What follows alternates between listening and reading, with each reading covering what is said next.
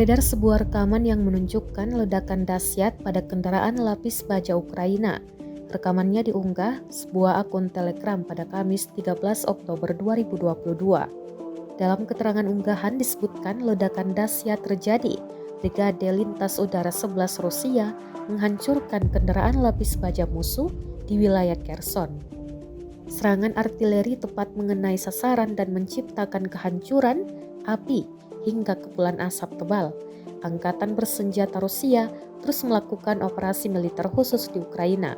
Presiden Rusia, Vladimir Putin, bahkan telah mengumumkan mobilisasi pasukan secara parsial untuk mencegah kekalahan di Ukraina. Ukraina sendiri sekarang telah mengerahkan pandangannya untuk membebaskan semua wilayah yang diduduki oleh invasi pasukan Rusia. Terima kasih sudah nonton. Jangan lupa like, subscribe, dan share ya.